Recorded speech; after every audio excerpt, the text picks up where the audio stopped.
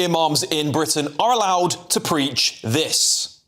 However, it is her responsibility to follow, respect and obey her husband. That is number one. That she follows, respects and obeys her husband, and perhaps we can expand upon that later on. It is also important and an obligation upon her that she makes herself available for her husband as it relates to the physical intimacy. This is another obligation upon her.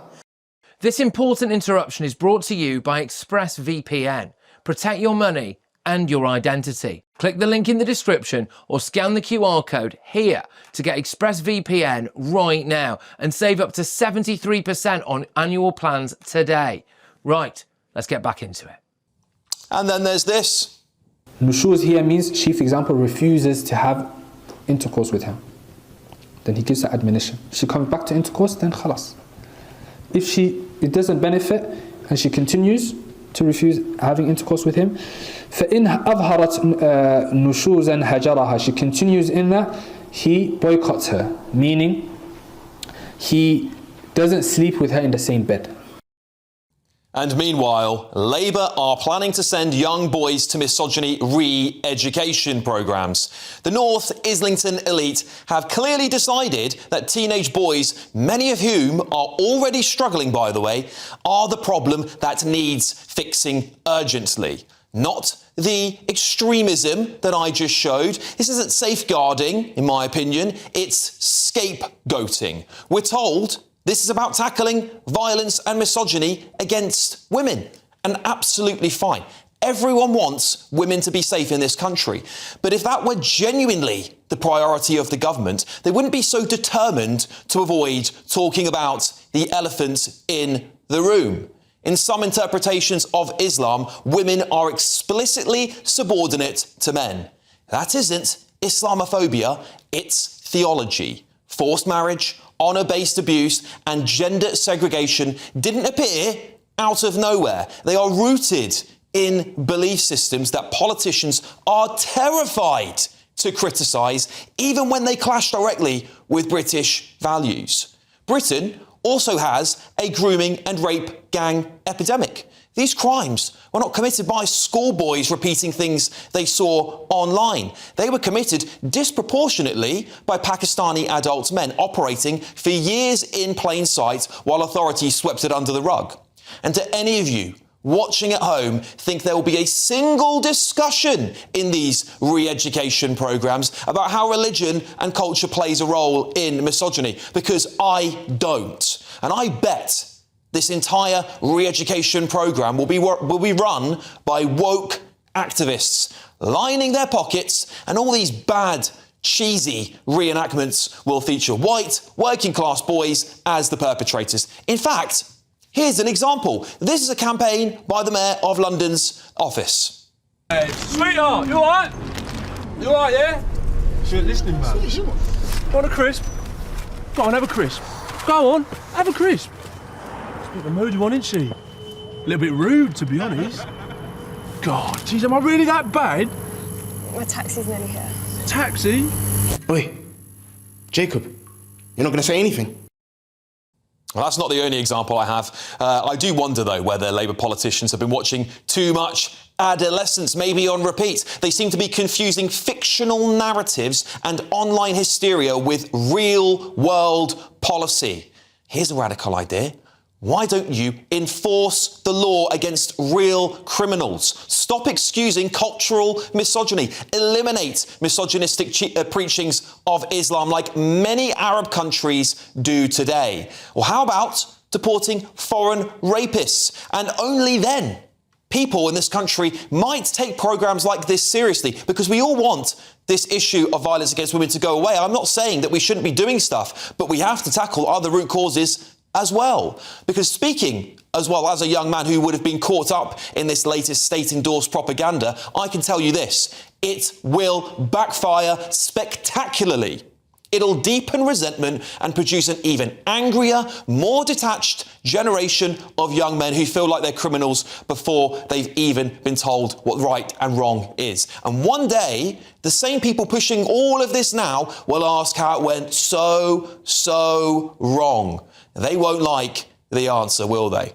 Every time you're online, your money and your identity are at risk. Scams now make up nearly 40% of all crime in the UK. That's thousands of attacks every single day.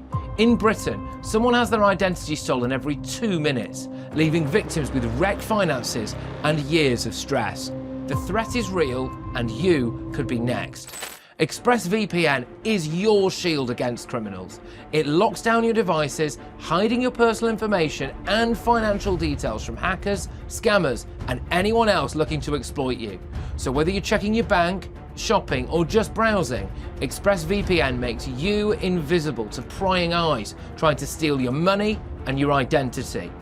ExpressVPN shields your data with military-grade AES 256 encryption. That's the same standard trusted by the US government to guard classified information. This is the highest level of online security you can get. So don't wait for disaster. Secure up to 14 devices at once and get powerful password protection. Real support is available 24/7 because cybercrime never sleeps. Click the link in this video's description or scan the QR code to get up to 75% off ExpressVPN plus 4 months extra for free. Every moment you hesitate is another moment you're exposed. Protect your money and protect your identity. Get ExpressVPN right now. Let's get the thoughts of my brilliant panel here tonight. Reform UK candidate Orla Minahain, Conservative peer Sean Bailey, Lord Bailey should I say, and former Labour advisor Matthew Larzer. Thank you all for joining me this evening. Matthew, I'll start with you. I want, of course, programmes that are going to help young people if they are becoming extremely misogynistic or hate women or show signs of that, to confront them and to tackle them. However, we never talk about the elephant in the room. We never talk about cultural and religious practices. And of course, that's not just Islamic, by the way. There are cultural practices in every religion that can be seen as extreme. But we veer away from them. And what we do, I think, is we whitewash it all. We just say, here are the things that we should look out for. And we don't address the root causes. And I'm worried the same thing's going to happen again. Well, I hope it isn't. I mean, I think that the whole point is this isn't an or, it's an and. I think it is, I would absolutely condemn those clips that you heard there. There were great examples of misogyny. I see no reason why examples like that wouldn't be discussed in these. I mean, they're not re-education camps. They're going to be sessions in schools. But we live in an online world where young people are exposed to a huge range of things. One of the things they're going to discuss, for example, is have literacy around porn, because, you know, whether we like it or not, young people access porn. Thankfully, because the government's introduced the age verification, fewer are, but nonetheless. And it's discussing the fact that, you know, what you see in porn isn't the reality of what sex and relationships are like. So, and in terms of should we deport foreign rapists? Absolutely. Does that mean we can't do this as well? No, we should do both. No, I totally agree. And Lord Bailey as well, one of the other things, listen, I think the state of all colours, of all governments, has failed working class kids up and down this country for so long. I'm worried that we're going to pre-criminalise them. We're going to basically make them feel like criminals before they've even done anything. And what I think happens with young men particularly is you say to them, you're going to go and do the special classes on how to treat women. I think what they do is they rebel against that. They actually say, I'm going to double down now. You have basically smeared me as a criminal. That's what I'm worried about. Unfortunately, there's proof of that. Why do we even know Andrew Tate's name? Because so many young men felt excluded from society and preached at, and he was the person they went and listened to for some balance.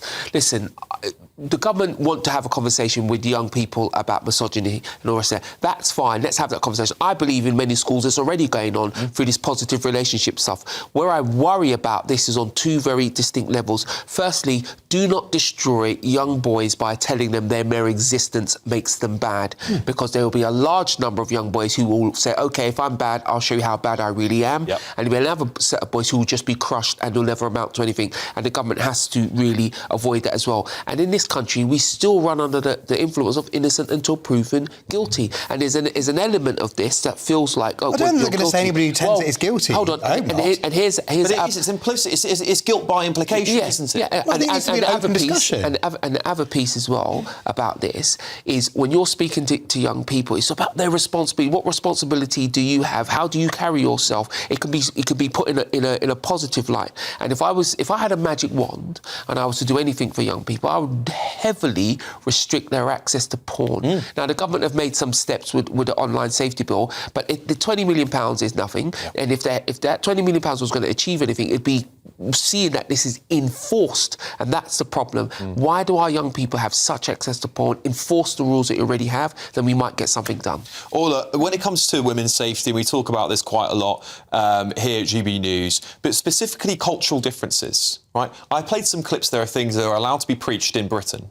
We don't tackle those. Well, other countries look at us and they are shocked. Arab nations look at us and are shocked we allow these preachings to take place in Britain.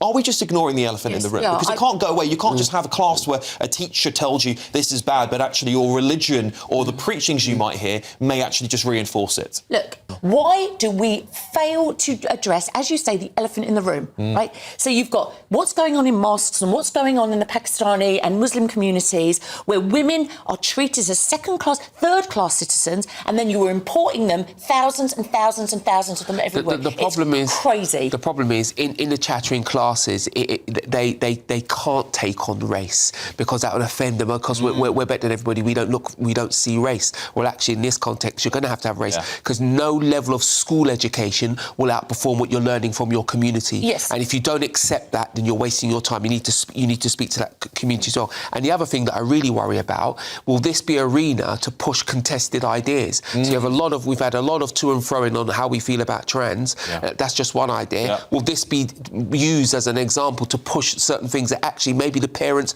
maybe us as a nation haven't quite settled on an agreed view? That's my worry. What do you think we've got a problem talking about race? I think the political class, Matthew, has really shoved this under the carpet for so long, and so many of us I remember growing up in the 2000s. No one cared about race. We just saw each other as human beings. We've made race an issue by refusing to discuss the cultural problems in between ourselves, haven't we?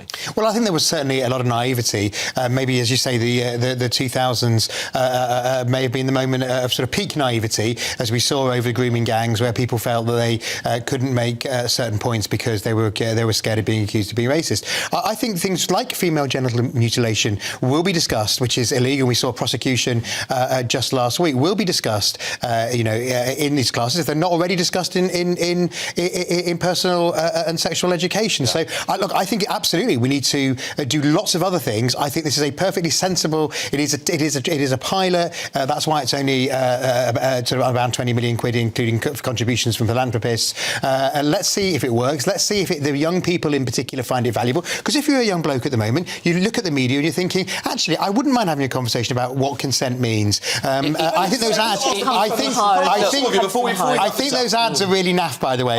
The mayor. So I think I'd much rather keep people having a discussion than being preached at. Okay, very, very briefly, do any of you on this panel think this is going to change anything? No, absolutely not. It's doomed to success. And the reason I say that, this will take years to have fruition. So when are we going to judge this pilot? And to be honest, why are we discussing with 15 and 16-year-old boys female genital mutilation? I mean, what on earth? Well, I think it's been discussed across young people. It's outrageous. I don't think. I mean, look, these things come from home. Fact. You have to acknowledge that a lot of kids may not have a father figure, etc., in their homes. That's fine. But I know an awful lot of single women, single mothers, who do a fantastic job. I was brought up by a single parent. So, why are we demonising these kids? Let's look at we mustn't demonise anybody. We've got to leave it there. Just a rise reply. I've got some breaking news to tell you in just a second, but on that first clip I showed you, the Imam Mustafa Abu Rayyan claims his speech was taken out of context. The context has distorted his message entirely. He added, the accusations imply that I discourage women from pursuing careers or that I endorse coercive control within marriage, both of which are untrue. In truth, the principles of mutual respect, consultation and compassion are foundational to Islamic teachings on marriage, and these were the values I was conveying. On the second, An Noor Masjid and Community Centre in Birmingham removed the clip and said it did not endorse compulsion in marital sexual relations.